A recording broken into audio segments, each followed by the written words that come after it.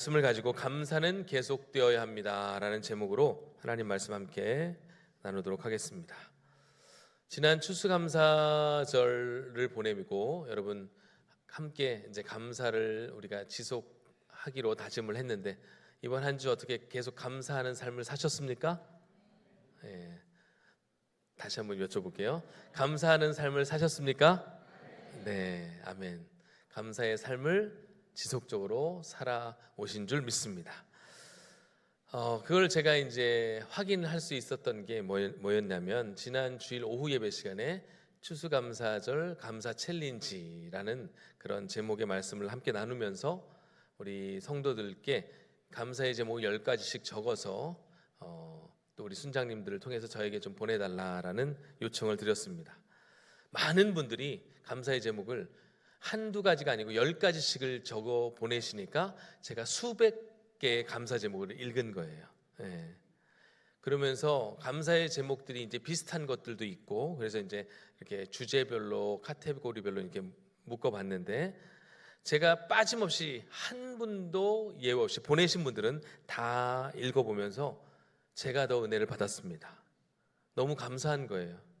왜냐하면 우리 성도들에게 이런 감사의 제목들이 있다니, 이런 것도 감사하다니 이러면서 감동이 되었습니다. 그래서 제가 이 시간 우리 하나님께 우리에게 이런 감사의 기쁨을 주신 하나님께 영광의 박수를 올려드리도록 하겠습니다. 우리 하나님은 이렇게 영광 받으시고 찬송받기에 합당하신 분이신 줄 믿습니다. 영국의 에든버러 지역에 휘테라는 목사님이 계셨는데 이분은 그 지역에서 항상 감사하는 사람으로 유명했습니다. 모든 일에 감사를 했는데 그냥 표면적인 또는 어떠한 뭐라고 할까요? 일반적인 감사 말고 아주 디테일한 감사를 가지고 기도나 설교 시간에 항상 감사를 했고 특별히 그 감사의 제목들을 가지고 기도를 했다고 합니다. 그래서 항상 감사하는 사람으로 유명했는데 한 번은 이 지역에 큰 태풍이 불어서 일주일간 큰 태풍이 부는 바람에 마을 주민들과 지역 또 성도들이 어려움을 당한 거예요. 한 번도 그런 피해를 입어보지 않았던 마을에 큰 피해가 닥친 것입니다. 그러니까 사람들이 이제 궁금한 거예요. 우리 목사님이 이번 주에는 어떤 감사를 할까? 설마 이 정도 피해를 입은 성도들과 지역을 보면서 감사할 게 있을까? 사람들은 마음 가운데 의구심이 있었습니다. 그러면서 목사님이 기도할 때 주의 깊게 살펴본 거예요. 잘 들어본 거예요. 이번만큼은 감사하지 않으시겠지. 그런데 그 목사님은 그날 아침에도 여전히 하나님께 감사의 제목을 드렸는데 이렇게 감사의 제목을 드렸습니다. 하나님 감사합니다. 지난 주간과 같은 최악의 재난이 항상 우리에게 있지 않음을 감사합니다. 이렇게 감사한 거예요. 그러니까 어떠한 위기의 상황에서도 그러한 위기가 연속되지 않음에 감사하고, 할렐루야. 그러한 위기를 또 넘어설 수 있음에 감사하고 또 그 넘어서서 일상의 평안함을 주신 하나님께 감사했다는 것입니다. 여러분, 이런 감사가 있다면 우리의 삶 가운데 감사하지 못할 이유는 없고 감사하지 못할 날은 없는 줄 믿습니다. 이게 바로 오늘 말씀에 제가 나누고 싶은 주제입니다. 추수감사절 때는 다 감사해야 되는지 알아요.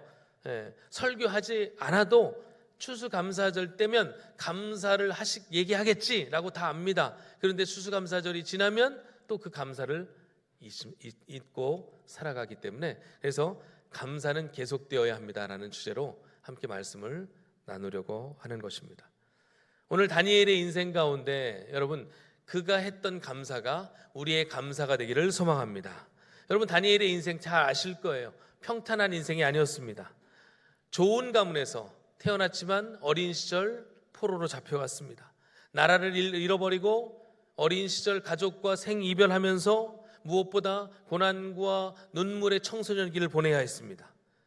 남들처럼 유학이나 이민을 간 게 아니고 포로로 잡혀갔기 때문에 온갖 서름과 어려움을 당해야 했습니다. 그럼에도 불구하고 다니엘은 자신의 신세를 한탄하거나 자포자기를 하지 않고 언제나 하나님 안에서 살아가기를 힘썼고 일찍이 하나님께 뜻을 정하여 그는 세상의 모든 유혹을 믿음으로 이겨냈습니다.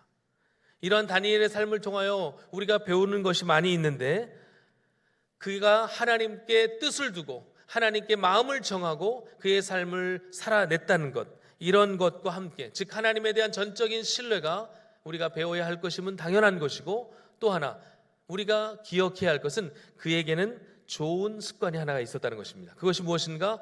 감사하는 습관이었습니다. 바로 어떤 상황에서도, 형편에서도 감사하는 습관을 가지고 살았다는 것, 바로 우리가 다니엘의 생애를 통해 배워야 할 점이라는 사실입니다.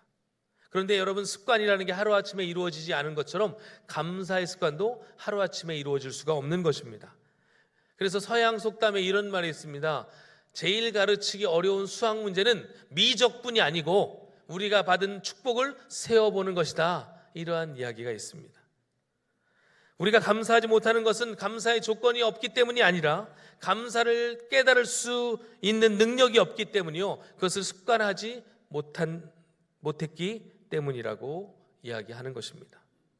즉 평소에 일상의 은혜를, 일상의 모든 삶을 감사할 수 있는 사람이야말로 어떤 위기의 순간이 찾아와도 극한 상황에서도 감사할 수 있는 사람으로 살아가게 된다는 것입니다.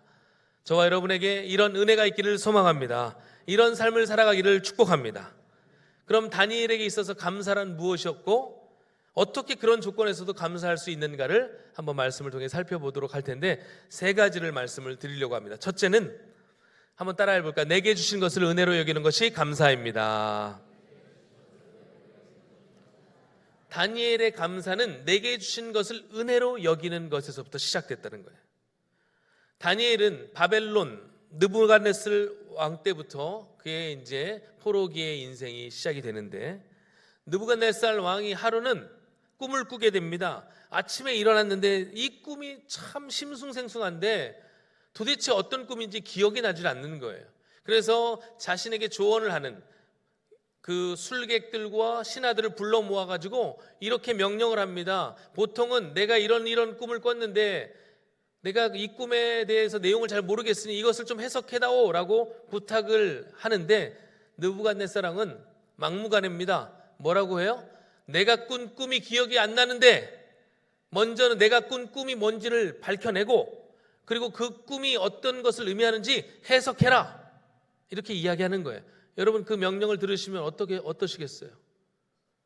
자, 여러분에게 묻습니다. 제가 어제 무슨 꿈 꿨는지 아세요? 당연히 모르죠. 아신다고 하면 그것도 이상한 거예요. 그죠? 네. 저희 집사람도 몰라요, 제가 무슨 꿈 꿨는지. 근데 그런 걸 요청을 한 거예요. 그러니까 이제 난리 난 거예요.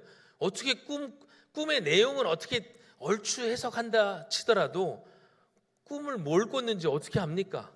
그러니까 이제 신하들하고 술객들이 난리가 난 상황이에요. 그런데 한술 더 떠서 느부갓네살 왕이 뭐라고 그래요? 만약 이거 밝혀내지 못하면 니네들 집 다 거름더미로 만들어버릴 거야. 초토화시킬 거야. 알아서들 해. 라고 협박까지 하는 거예요. 난리 났습니다. 어떻게 해야 될까요? 아무것도 할 수 없는 상황에서 다니엘이 나서는 거예요. 다니엘이요, 하나님께 지혜를 받은 자잖아요. 그러니까 또 기도하면서 하나님께 지혜를 받고 그 꿈을 알려주고 그 꿈까지 해몽을 해준 겁니다.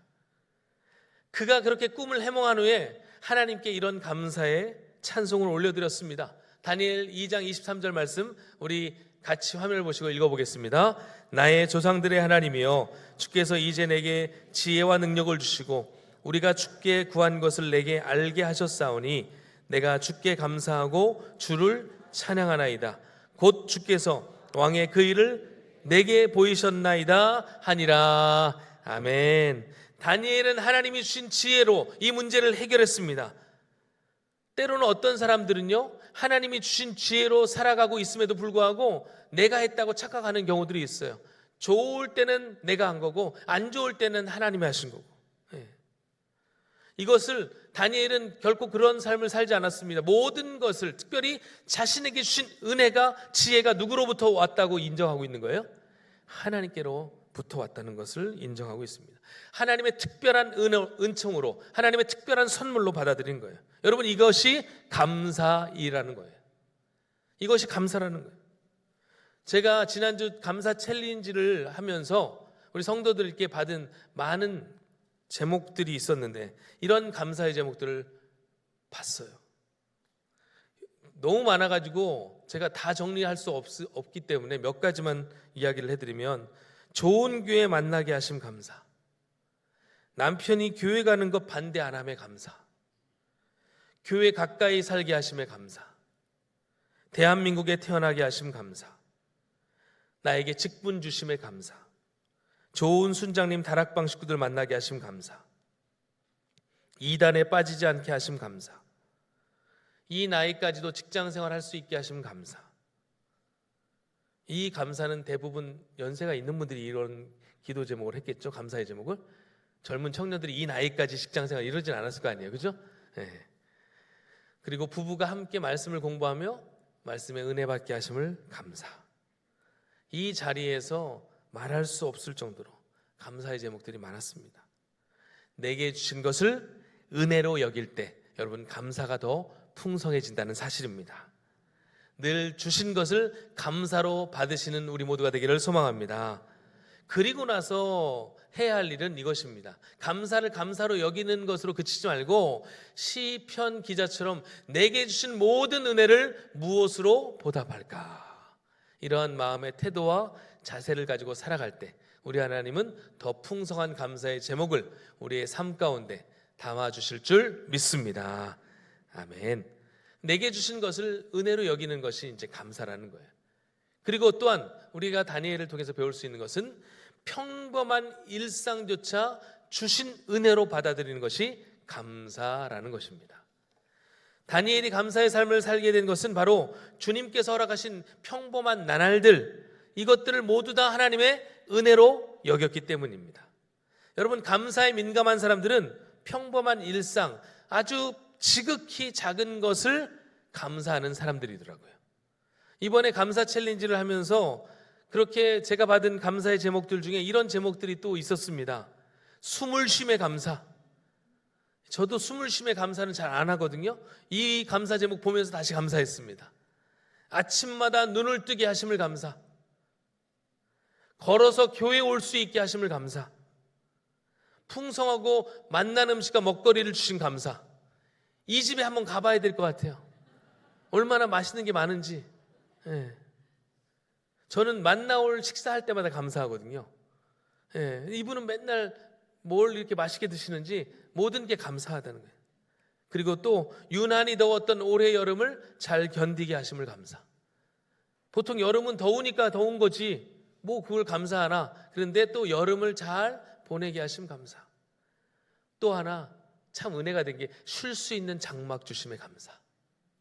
그게 자가든 전세든 월세든 상관없이 하나님께서 나에게 쉼을 허락하시고 그 쉼을 쉴 수 있는 그 공간을 허락하신 것에 대해서 우리 주님께 감사의 제목을 올려드렸다는 거예요. 여러분, 참 지극히 평범한 것 아니겠습니까? 감사라고 생각하지 않는 것들 아닙니까? 그런데 이것이 감사의 제목으로 바뀐 거예요. 모든 것이 하나님의 은혜임을 여길 때 우리는 모든 것을 감사할 수 있는 것입니다. 대다수의 사람들은 평범한 일상, 작은 일상은 감사의 제목으로 여기지 않아요. 그래서 감사는 이런 말이 있습니다. 모든 사람의 것이 아니라 깨어있는 사람의 것, 즉 깨달아 발견하는 사람의 것이다 라는 거예요. 그러니까 감사는 누가 감사하는 사람이에요? 깨어있는 사람의 것, 그것을 발견하는 사람의 것이라는 거예요. 이렇게 많은 감사의 제목들을 주셨건만 여전히 어떤 분들은 뭐 감사의 제목이 있다고 없어요. 저는 여러분 보니까 이렇게 감사 챌린지를 해도 많은 분들이 보내주셨잖아요. 그렇죠? 왜 대답을 안 하세요? 그런데 다 보내주셨을까요? 안 보내주신 분도 계실까요? 어떻게 그렇게 잘하세요? 100%는 없더라고요. 항상 보면 꼭 안 하시는 분도 있어요. 그런 분들 중에 이런 분들이 있어요. 맨날 똑같은데 뭘 그렇게 감사할 게 많냐고. 신방 가면 제가 기도 제목 있으세요? 그러면 아예 뭐 똑같은데 뭐 그냥 알아서 기도해. 제가 뭘 알아서 어떻게 기도해요? 제가 다니엘도 아닌데. 그러니까 감사의 제목이나 기도의 제목을 그냥 맨날 아예 뭐 똑같아 가지고요. 이렇게 얘기하시는 분이 있어요. 예. 여러분, 어떻게 감사한 것이 없을 수 있어요? 사실 전부 감사한데, 그러니까 감사할 게 없다고 하는 분들은 실제로 감사한 일이 없는 게 아니고 감사를 발견하지 못하고 깨닫지 못하는 겁니다. 깨닫는 만큼 감사할 수 있는 줄 믿습니다. 깨닫고 나면 감사가 아닌 것이 없는 거예요. 심지어 나에게 찾아온 어려움도, 고난도, 결국에는 모든 것을 합력하여 선을 이루시는 하나님이 우리의 아버지이심을 믿기 때문에 우리는 미리 감사할 수 있는 것입니다. 여러분, 이러한 감사의 습관이 왜 중요하냐면, 평범할 때는 그냥 감사 없이도 넘어갈 수 있지만 위기가 찾아올 때 이 감사가 없는 삶은 너무나 위태로운 삶이 되기 때문에 그렇습니다. 그래서 이 일상의 은혜에 감사하는 사람의 그 감사의 습관은 결국 위기가 찾아올 때 더욱 빛을 발하게 된다는 거예요. 다니엘의 이 감사를 보면 절망 중에도 하나님의 은혜가 여전히 나를 둘러싸고 있음을 고백하고 있더라고요. 그것이 바로 다니엘의 감사였습니다. 다니엘은 그렇게 꿈을 해몽한 이후에 왕의 총애를 받게 되고 승승장구하게 됩니다. 그리고 정권이 바뀌면서도 별 부침 없이 계속해서 총리 대신으로, 재상으로서 활약을 하게 됩니다. 그런데 위기가 찾아오는 거예요. 다리오가 이제 그 총리로 세워가지고 전국을 다스리게 한 뒤로 엄청난 시기와 질투를 받게 되는 것입니다. 그래서 그 주변에 있던 신하들이 그를 모함하려고 수많은 근거를 찾게 됩니다. 4절 같이 한번 읽어볼까요? 4절입니다. 이에 총리들과 고관들이 국사에 대하여 다니엘을 고발할 근거를 찾고자 하였으나 아무 근거, 아무 허물도 찾지 못하였으니 이는 그가 충성되어 아무 그릇됨도 없고 아무 허물도 없음이었더라. 아멘. 오늘날로 말하면 국정감사, 청문회를 진행한 것이죠. 우리나라에서 이런 일들이 진행하면 잘 몰랐던 사람인데 잘 알게 됩니다. 많은 비리를 보게 되거든요. 부정을 보게 되거든요. 이때 이런 자리에서 많은 것들이 드러나게 됩니다. 거의 예외가 없어요. 털면 먼지가 안 나는 사람이 없거든요. 그런데 다니엘은 그 말이 무색할 정도로 계속 터는데도 먼지가 나오기는커녕 오히려 칭찬거리만 늘어나는 거예요. 제가 이 말씀을 생각하면서 여러분, 우리 서울중앙교회 성도들이요, 여러분이 이러한 다니엘과 같은 청렴 결백, 하나님의 거룩을 드러내는 성도로 살아가게 되기를 축복합니다. 그래야 복음이 전파될 수 있는 거예요. 그래야 예수 믿는 증거가 되는 것입니다. 여러분, 우리 기독교가, 우리 한국 교회가 칭찬받고 다시금 거룩한 부흥을 이루어가기 위해서는 여러분의 삶의 태도가 믿지 않는 자들에게도 선함으로, 정결함으로 드러나야 한다는 것입니다. 그런 역할을 잘할 수 있는 우리 모두가 되기를 소망합니다.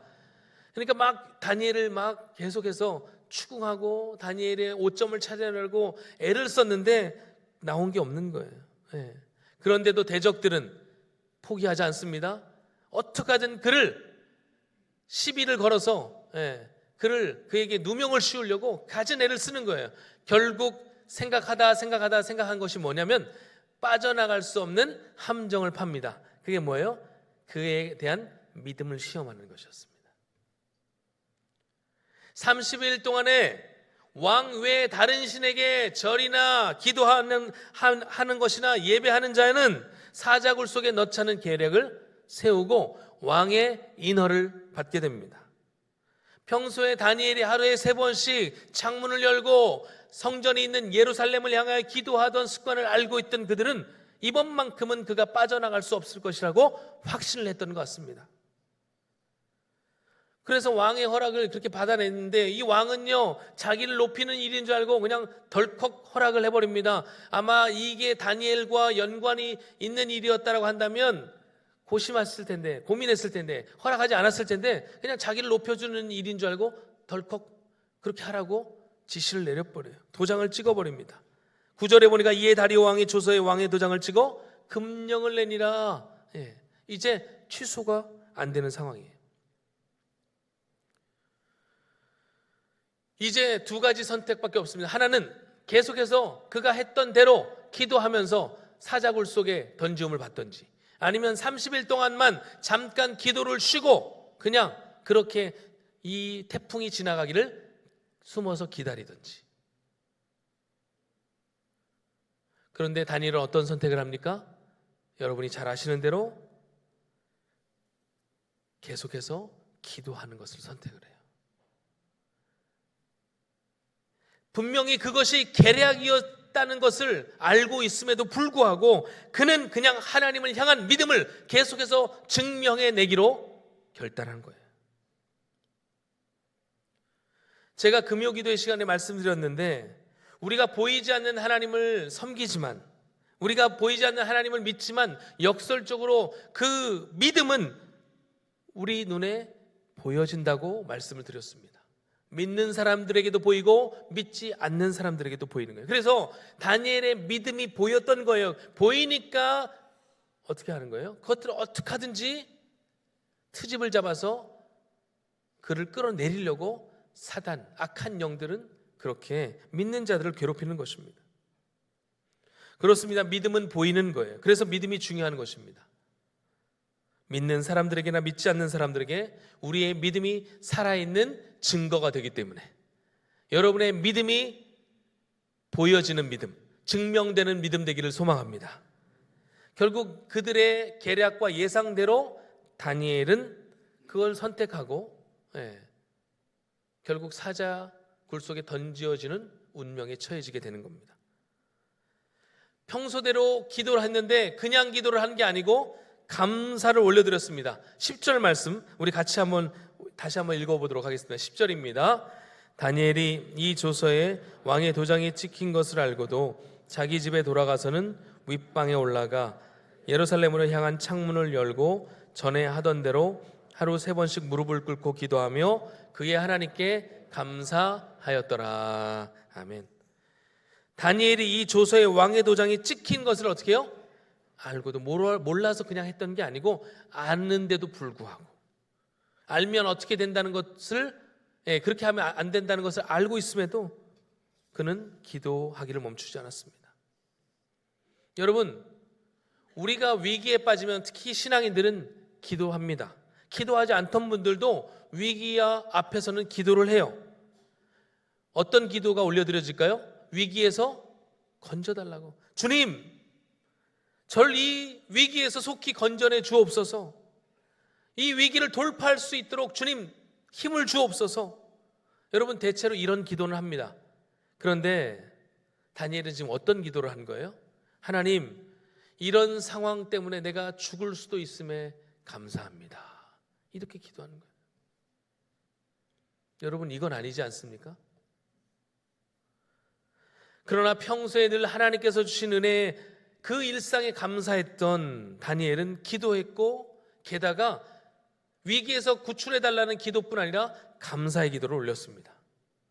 생명의 위협 속에서 그의 기도는 쉬지 않았고 그의 감사도 멈추지 않았다는 것입니다. 이런 상황에서 감사할 수 있는 것이 여러분 최고의 감사인 줄 믿습니다. 제가 이번 감사 챌린지를 하면서 평소에 감사했던 분들은 위기의 순간에도 감사하는 것을 발견하게 되었습니다. 물론 다니엘만큼의 그런 위기, 다니엘만큼의 그런 어떤 절체절명의 상황은 아닐지라도 나름대로 큰 어려움, 큰 위기 속에서 감사하는 분들의 감사의 제목을 발견하게 되었습니다. 이런 감사의 제목들이었어요. 갑자기 예기치 않은 상황에 재정적 부담이 많이 늘어났지만 그것 때문에 온 가족이 함께 금식 기도하고 가정 예배하게 됨을 오히려 감사합니다. 또 기도 제목 3개가 있었는데 하나도 응답받지 못했지만 그 일로 더 많이 기도하게 하심을 감사합니다. 교통사고를 당했지만 바쁜 일정에도 병원 치료를 받을 수 있게 됨을 감사합니다. 여러분, 다니엘과 비교할 수 없다 할지라도 각 가정에 그래도 꽤 어려운 큰 염려거리가 될 수 있는 그런 상황 속에서도 감사할 수 있다는 것, 이것이 하나님이 주신 은혜인 줄 믿습니다. 사실 이게 해석의 문제라고 할 수가 있어요. 동일한 상황에서 충분히 원망하고 불평할 수 있지만 그것이 누군가에게는 슬픈 상황이지만 또 누군가에게는 그것을 다르게 해석함으로 감사의 제목으로 승화시킬 수 있다는 거예요. 그런 안목과 그런 힘을 우리에게 주신 분이 누구세요? 성령이세요. 그렇게 감사했다고 그러나 상황이 곧바로 역전이 되면 얼마나 좋겠습니까? 그렇지 않았습니다. 다니엘이 감사했을 때 여러분 우리가 기대하는 바는 뭐예요? 갑자기 사자굴 앞에서 짐을 당하지 않고 왕의 조서가 내려가서 다니엘 멈춰라 암행어사 출조 이러기를 원하는데 그렇지 않았어요. 그냥 사자굴에 던져집니다. 사람들은 이쯤 되면 포기해요. 이제 기도도 감사도 더 이상 할 수 없구나. 감사할 일이 없는 거죠. 그런데 여러분, 하나님의 일은 끝까지 지켜보셔야 합니다. 결국 다니엘은 그렇게 원치 않게 사자굴 속에 던져지지만 그러나 여기서 놀라운 반전이 시작되는 거예요. 모두가 사자의 밥이 되었다고 생각했을 그 무렵에 우리 하나님이 천사들을 보내셔서 그 사자의 굶주린 사자의 입을 막으시는 거예요. 여러분, 이 일을 누가 할 수 있습니까? 왕이 할 수 있습니까? 신하들이 할 수 있습니까? 그 경비서는 보초들이 할 수 있습니까? 아무도 할 수 없는 그 일을 오직 하나님이 하시는 겁니다. 결국 죽음 앞에서의 죽음의 위기 속에서도 기도와 감사를 끊이지 않던 다니엘은 하나님의 놀라운 은혜를, 놀라운 기적을 맛보는 삶을 살게 된 거예요. 그의 인생은 어찌 보면 기적의 연속이었다고 할 수도 있겠습니다.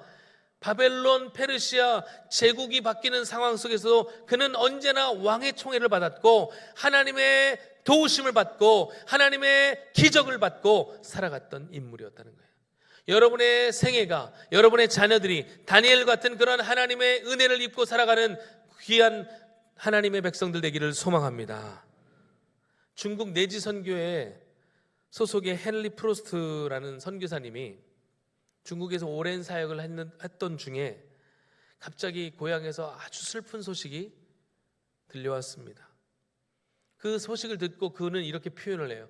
자신의 영혼에 검은 그림자가 드리워졌고 아무리 기도하고 발버둥쳐도 그 흑암의 그림자는 거두어지지 않았다.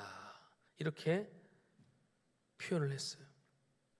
계속해서 눈을 떠도 눈을 감아도 기도를 해도 기도를 멈춰도 마음이 슬프고 좌절되고 우울하고 고통스러운 나날이 지속되었습니다. 그러던 어느 날 이 선교사님이 자신의 선교 본부를 방문하게 되었는데 그 선교 본부 한쪽 벽에 이런 글씨가 눈에 띈 거예요. 거기에 이렇게 적혀 있었습니다. Try Thanksgiving. 감사를 시도하라. 그때 그의 마음이 갑자기 뜨거워졌답니다. 그러면서 맞아, 바로 이것이다. 오늘부터 다시 내가 잊고 있던 감사를 시작해보자.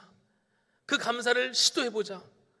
그 시각부터 하나님께 감사의 기도를 올리기 시작하자. 그가 이렇게 또 고백하는 거예요. 그의 마음을 짓누르고 있던 흑암, 어둠의 영은 사라지고 영혼의 밝은 빛이 내 안에 찾아오기 시작했습니다. 아무리 해도 발버둥쳐도 물러가지 않았던 그 어둠의 그림자가 감사를 시작하자 물러가게 되었고 치유가 되었고 회복이 되었습니다. 이게 그의 고백이에요. 여러분, 우리도 살아가다 보면 때론 기막힌 일 때문에, 절망적인 상황 때문에 기도도 나오지 않고 우리의 마음과 영혼이 점점 어두워지는 그런 악순환을 반복할 때가 있습니다. 하지만 그럴 때일수록 여러분 감사를 시도하십시오. 감사로 나아가십시오. 그럴 때 우리 하나님의 그 은혜의 빛이 우리의 어둠을 물리치고 새로운 밝은 빛으로, 은혜의 빛으로 우리의 심령을 가득 채워 주실 줄 믿습니다. 말씀을 정리하겠습니다. 탈무드에 세상에서 가장 사랑받는 사람은 모든 사람을 칭찬하는 사람이요, 가장 행복한 사람은 감사하는 사람이다 라는 말이 있어요. 그래서 어떤 사람은 이렇게까지 이야기합니다. 감사는 그저 드리는 것으로 끝나지 않고 하늘에 저축하는 것이다. 우리 하나님이요, 여러분 이자까지 쳐서 주신답니다. 여러분은 지금 어떤 감사를 드리고 계십니까? 주신 은혜에 늘 감사하십시오. 우리에게 주어진 평범한 일상까지도 변해가는 낙엽의 색깔을 바라보면서도 감사하십시오. 그럴 때 위기와 역경 속에서도 우리가 감사로 살아갈 힘과 능력을 얻게 될 줄 믿습니다. 결국 감사는 하나님께 우리의 믿음을 증명하는 행위입니다. 믿음을 보이시고 그 일을 위하여 감사를 지속하시고 하나님께 더 나아가십시오. 여러분의 생애 지금보다 10개, 20개가 아닌 100개, 1000개, 10,000개의 감사의 제목이 여러분의 삶을 뒤덮게 될 줄 믿습니다. 그 은혜의 삶을 살아가는 우리 모두가 되기를 간절히 소망합니다. 아멘.